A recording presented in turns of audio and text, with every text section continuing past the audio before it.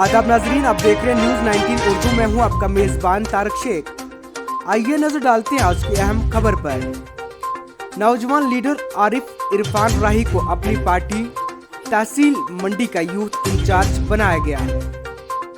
जिला दफ्तर पुंछ में अपनी पार्टी की जानिब से एक शानदार तकरीब का इनकाज हुआ, जहां पर बेदार मंडी के नौजवान लीडर इरफान राही को पार्टी के ओहदे पर फाइज किया गया, जहां पर जिला सदर जम्मू कश्मीर अपनी पार्टी शाह मोहम्मद तांत्रे के हमरा सीनियर लीडर शमीम डार, नौजवान लीडर पीरजादा बिलाल मखदूमी, बशीर खाकी, चौधरी तनवीर मौजूद थे, जिन्होंने इरफान राही को मुबारकबाद पेश की और उम्मीद जाहिर की कि इरफान राही नौजवानों की आवाज को बुलंद करेंगे।